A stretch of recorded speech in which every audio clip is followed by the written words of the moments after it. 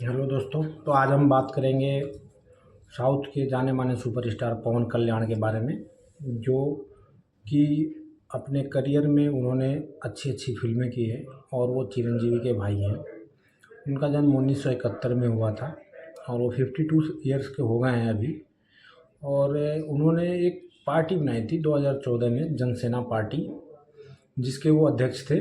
उन एक तरह से उनका ही सारा कुछ उस पार्टी का जो भी किया उन्होंने ही किया है। और अचानक से उनकी पार्टी चुनाव लड़ती है और ज़बरदस्त सीट आता है। उसमें क्या होता है, एक अचानक से एक उनके साथ में कोइंसिडेंस हुआ और उस पे उन्होंने एक्शन लिया और वो इतने बड़े सक्सेसफुल निकले उसमें कि जिसका कोई हिसाब नहीं। पूरे इंडिया लेवल पे पवन कल्याण का नाम हुआ और वो सनातन धर्म को बहुत मानते हैं और वो सनातन धर्म में बिलीव रखते हैं। उनके भाई का नाम है चिरंजीवी और उनके भतीजे का नाम है रामचरण। ये सब लोगों को पता होगा।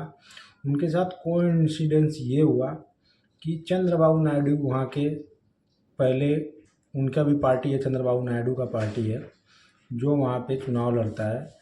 उसमें जगन मोहन रेड्डी जो उनके चंद्रबाबू नायडू के अपोजिट में थे, चंद्रबाबू नायडू हार गए और जगन मोहन रेड्डी जीत गए। जगन मोहन रेड्डी के जीतने के बाद चंद्रबाबू नायडू को जेल में भेजा गया। जेल में जाने के बाद से चंद्रबाबू नायडू से मिलने के लिए पवन कल्याण जाते हैं जेल के अंदर, जाने की कोशिश करते हैं कि मैं मिलने जाऊंगा, बट प्रेजेंट टाइम की जो सरकार होती है वो उनको मिलने नहीं देती है चंद्रबाबू नायडू से।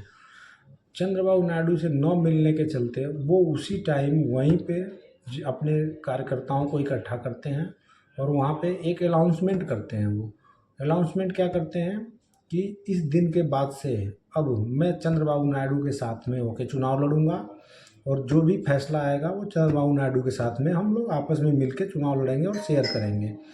उसके अगले ही राज्य का चुनाव होता है सीएम का और उस चुनाव में पवन कल्याण की पार्टी 21 एमएलए सीटों पे चुनाव लड़ती है और 21 के 21 एमएलए सीटें जीत जाती है। जीतने के बाद से बहुत बहुत तगड़ा उनका स्वागत होता है उस राज्य में और प्लस उनका नाम भी हो जाता है कि ये बहुत बहुत मतलब प्रभावी जीत था। ऐसा जीत की जो इतिहास में ऐसा हमको लग रहा है किसी इंडिया की पार्टी ने पहली बार चुनाव लड़ा हो और 21 सीटों पे चुनाव लड़ा हो और 21 के 21 जीत गई हो, कोई ऐसी पार्टी नहीं है। पहली पार्टी है इंडिया की ऐसी कि जो फर्स्ट टाइम चुनाव लड़ा और 21 के 21 सीटें ये जीत गए। जीतने के बाद से दोनों लोग मिलके चंद्रबाबू नायडू और पवन कल्याण मिलके एक सरकार बनाते हैं जिसमें अभी इस टाइम पे चंद्रबाबू नायडू सीएम है और ये पवन कल्याण उप मुख्यमंत्री हैं और दोनों लोग सरकार मिलके चला रहे हैं। देखिए चुनाव के समय पे क्या क्या बातें हुई थी। पवन कल्याण एक अभिनेता हैं, उनकी पॉपुलैरिटी जनता में बहुत पहले से ही है क्योंकि वो मूवी बनाते हैं, तो उनकी पॉपुलैरिटी ऑलरेडी रहेगी। पॉपुलैरिटी रहने की वजह से ये लोग जो एक्टर होते हैं ये नए क्रिएटर बहुत तगड़े होते हैं। इन्होंने एक सॉन्ग क्रिएट किया, उसमें उस सॉन्ग का नाम है hello AP bye bye YCP. YCP का मतलब हुआ वहाँ की जो जगन मोहन रेड्डी की जो पार्टी है वो वाईसीपी है। ऐसा ही इन्होंने स्लोगन बनाया। ये स्लोगन इतना चला आंध्र प्रदेश में, इतना चला। इस स्लोगन के चलते पवन कल्याण को इतनी ज़्यादा बहुमत मिली और इतना सपोर्ट मिला इस स्लोगन के भी चलते, और प्लस एक्टर थे पहले से ही फेमस थे। लेकिन ये सॉन्ग है जो, इसको भी मैं इस वीडियो में थोड़ा हल्का ऐड करता हूँ, आप लोग सुनिए फिर बात करते हैं।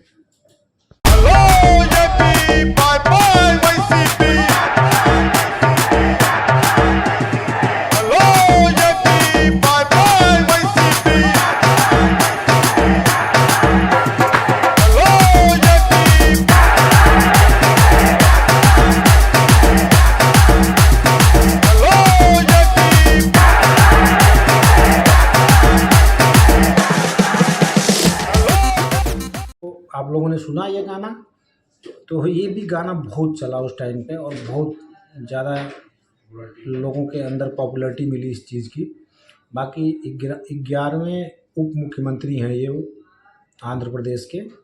और इनके पास में अभी मंत्रालय, कितने मंत्रालय हैं वो हम बता देते हैं आपको। देखिए मैंने लिखा हुआ है, इनके पास मंत्रालय है पंचायत राज, ग्रामीण विकास और ग्रामीण जल आपूर्ति, पर्यावरण, वन विज्ञान और प्रौद्योगिकी। पीथापुरम निर्वाचन क्षेत्र का प्रतिनिधित्व करने वाले विधायक भी हैं। वह जन सेवा पार्टी के संस्थापक हैं, जो मैं पहले बता दिया आपको। ये तेलुगु के बहुत फेमस एक्टर भी हैं। और इनका परिवार अल्लू अर्जुन को तो सब लोग जानते हैं, पुष्पा, अरविंद अर्जुन के जो बेटे हैं अल्लू अर्जुन, उनकी फैमिली से ये बिलोंग करते हैं। इनकी फैमिली बहुत बड़ी है और इन्होंने अपनी लाइफ में पहले फिल्मों से स्टार्टिंग करी, उसके बाद फिल्मों के बाद इनका मूड बना राजनीति की तरफ आने का। और राजनीति में आने के बाद इन्होंने ज़बरदस्त प्रदर्शन दिखाया अपनी काबिलियत का, जो 21 सीटें निकाली। उसके बाद मोदी जी का 2024 में चुनाव हुआ। 2024 के चुनाव में इनको दो सांसद सीटें मिली चुनाव लड़ने के लिए, और वो दोनों सीटें भी ये जीते। जीतने के बाद से ऐसा रिकॉर्ड बना कि पहली बार कोई पार्टी 21 सीटें एमएलए का चुनाव लड़ती है और जीत जाती है, और 2 सीट सांसद की लड़ती है और दोनों जीत जाती है। मतलब ऐतिहासिक जीत थी इनके लिए, इनके करियर के लिए। तो ये बहुत बड़ी उपलब्धि थी पवन कल्याण के लिए। और पवन कल्याण इस टाइम पे आंध्र प्रदेश के उप मुख्यमंत्री हैं और चंद्रबाबू नायडू के साथ में मिल के सरकार चला रहे हैं। बाद में इनकी मोदी से नज़दीकी भी हुई है। और पवन कल्याण एक सनातन धर्म पे बिलीव करने वाले आदमी हैं, बहुत ज़्यादा सनातन धर्म को मानते हैं वो। बाकी आप लोगों को पवन कल्याण के बारे में पूरी नॉलेज है ही है, क्योंकि वो अभिनेता रह चुके हैं। उन्होंने दबंग मूवी, सलमान खान की दबंग मूवी की रीमेक भी बनाई है उन्होंने तेलुगु में। और बाकी बहुत सारे ऐसी मूवियाँ हैं जो उनकी मूवियाँ हिंदी में भी बनी हुई हैं। तो पवन कल्याण ये उनकी सबसे बड़ा उपलब्धि ये रहा कि उन्होंने एक पहली बार चुनाव लड़े और इतने प्रचंड जीत हासिल करी कि पूरे आंध्र प्रदेश में उनका नाम हुआ। और आज वो उप मुख्यमंत्री पद पे आराम से उसका कारोबार निभा रहे हैं। तो मैं मिलता हूँ नेक्स्ट एपिसोड में। अभी इस एपिसोड को आप लोग देखिए और मेरे चैनल को सब्सक्राइब कीजिए, लाइक कीजिए और कमेंट कीजिए। धन्यवाद। जय माता दी, हर हर महादेव, नमः शिवाय।